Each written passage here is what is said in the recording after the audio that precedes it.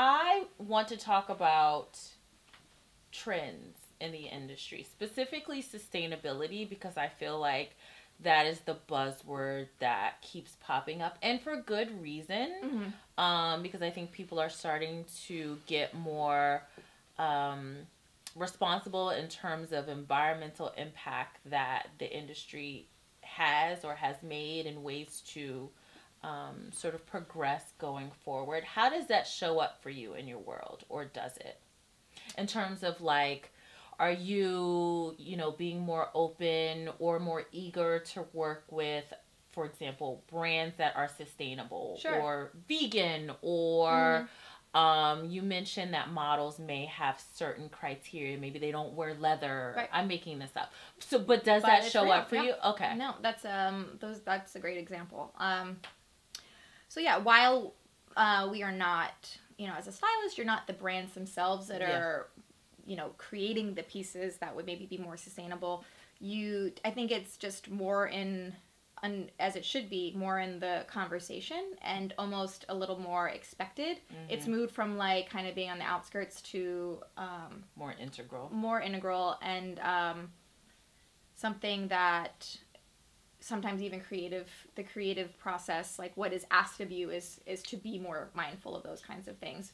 Sometimes it's also that you're just depending on your own perspective and your own wanting to kind of have a positive impact. You might want to consider certain brands a little more than other brands that maybe use recycled textiles or what have you, or stay away from fast fashion whenever you can. I was going to ask about that specifically. Or you might work with someone that a lot of shoots in general just definitely don't allow fur, only faux fur. That's something that phased out real quick. I was gonna say, and that's not necessarily that's been around now for a while. But then you might have exactly a person you work with in whatever capacity that only wears certain things. And on top of that, I think you think about styling in general. You're bringing in clothing, say for a shoot, or if you're working with a celebrity, you're bringing in clothing samples from brands.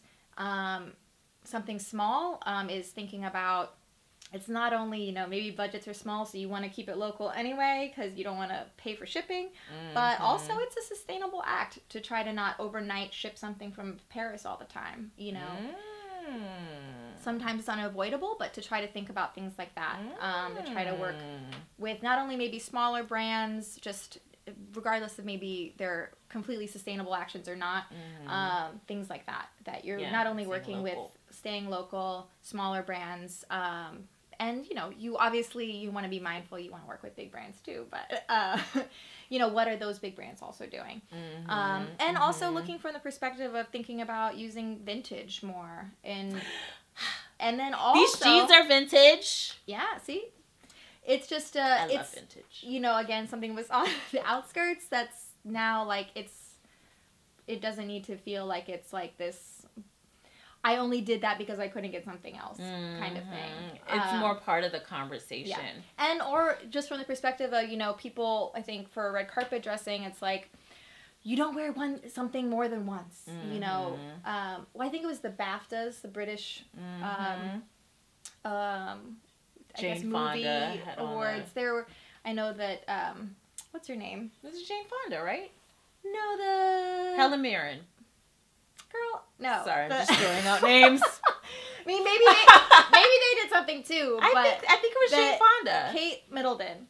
She re-wore a dress. I'm sure maybe a lot of it's not the first. It's becoming a trend, to your point. More and more people are doing it. And like making a real statement by doing it. So, or even if, for example, with red carpet styling, you usually, if somebody else has worn something already, it's going to be like, who wore it best? And that's so just like played. Like, I know. At the same time, you want to be mindful of it if it was like this huge, Lady Gaga award for the Grammys, but at the same time, like to not think of things as kind of disposable at this one moment, this one appearance. Yeah. I think that kind of is important to kind of like that.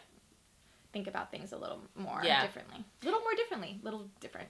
And I'm trying to get better about that as well, because I think, especially when we were growing up, I think we had that mentality of like, well, there was no social media, but you also were just looking for ways or opportunities to shop.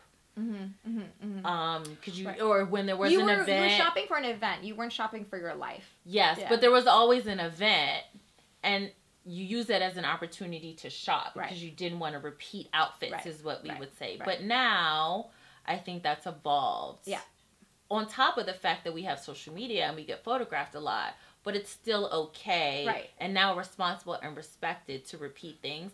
And I feel like it gives folks an opportunity to get creative, to say like, okay, I wore this way on this occasion, but here's how I can remix it or style it differently or play around with it. When you're broke, it gives you a nice little segue, to say like, yeah, I shop only at Beacons because, like something like that where it's like, I shop there because they have good things and it's like sustainable, but also I can't afford the thing right off the rack. So there you all are. For all of y'all that are still looking for niches or opportunities to create your lane within fashion, Kathleen just gave you a brilliant idea. Hey, thanks for watching. Don't forget to subscribe, like, and share this video. See you on the next one.